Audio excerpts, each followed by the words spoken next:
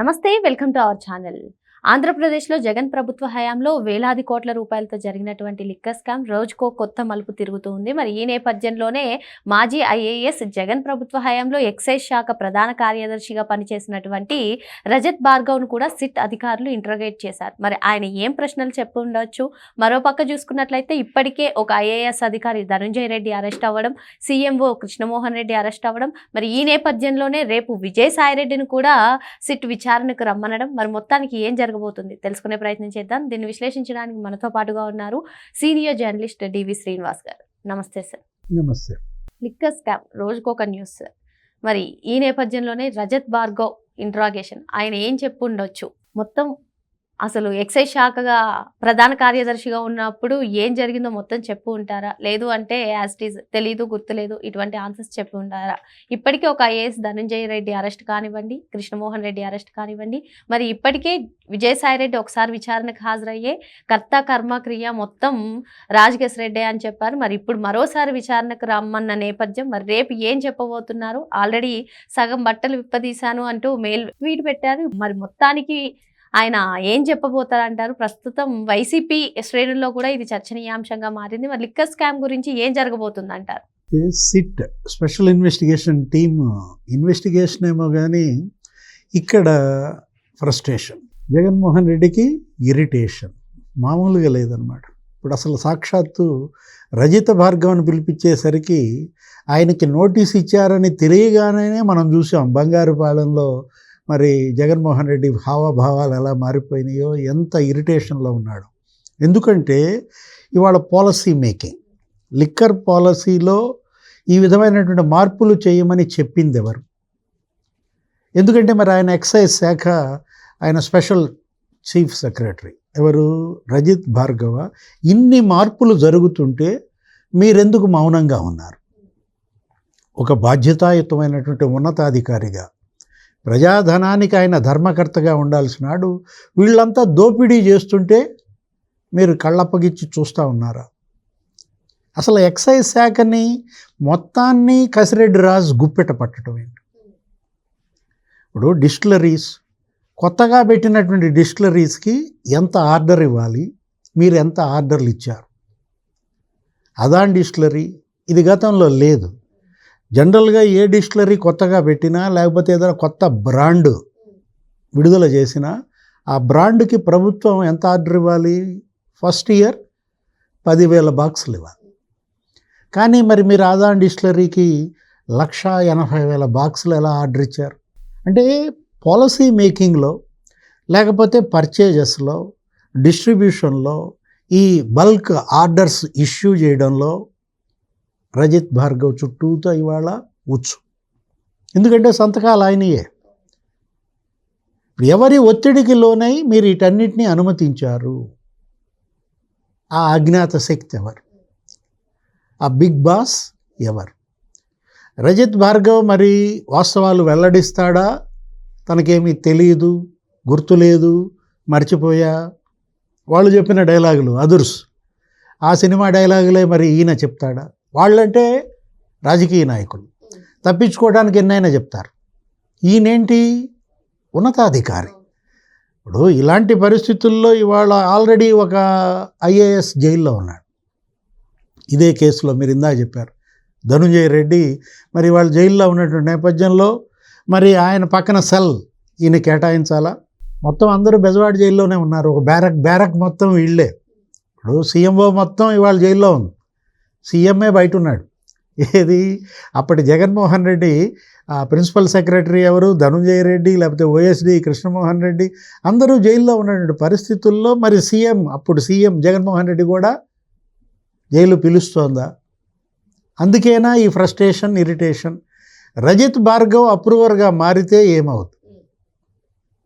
ఇప్పుడు already Vasudeva Reddy beverages corporation MD, ఆయన అన్ని వాస్తవాలు చెప్పాడు. అసలు మొట్టమొదట అప్రూవర్గా మారిందే వాసుదేవరెడ్డి.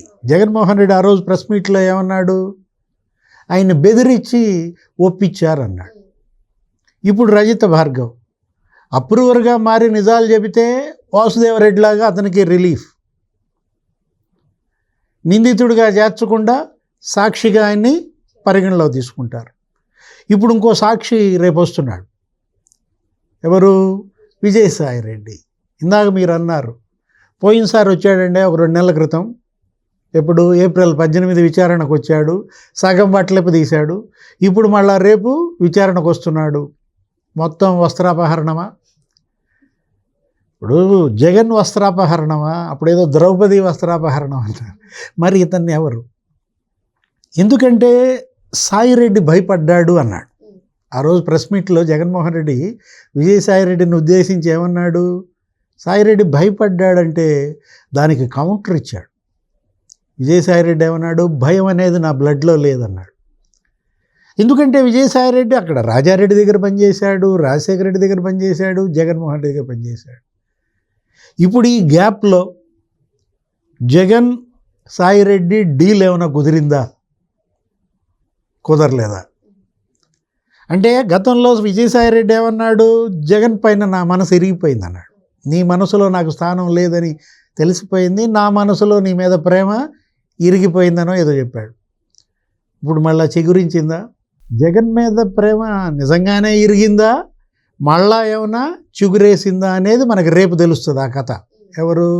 విజయసాయిరెడ్డి మరి భయం లేకుండా, అప్పుడు కొద్దిగా భయపడ్డా, కర్త కర్మ క్రియ రాజ్ రెడ్డి అని చెప్పాను.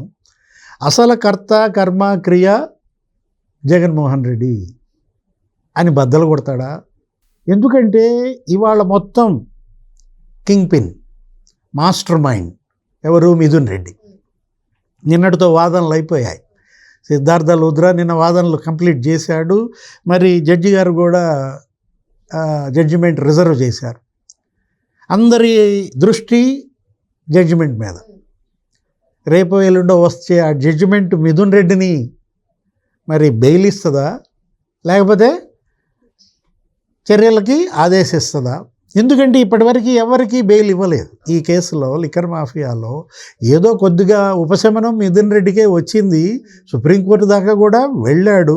సుప్రీంకోర్టు ఏముంది, ఇది హైకోర్టులోనే తేల్చుకోండి 4 వారాల గడువు పెట్టిన నేపథ్యంలో మిథున్ రెడ్డి ఈ కేసులో A4. అసలు అతను మనీ ట్రయల్ ఫిక్స్ అయింది. ఏంటి? స్పష్టంగా డికార్ట్ లాజిస్టిక్స్.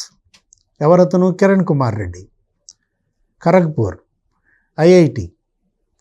అతనేంటి? ఆ డికార్ట్ లాజిస్టిక్స్ నుంచి 5 కోట్లు PLR ప్రాజెక్ట్స్లోకి వేసినట్టుగా నీకు స్పష్టంగా ఆధారాలు దొరికిన నేపథ్యంలో మిథున్ రెడ్డి ఇంకా అసలు నీకు అది బెసిగే ప్రసక్తి లేదు.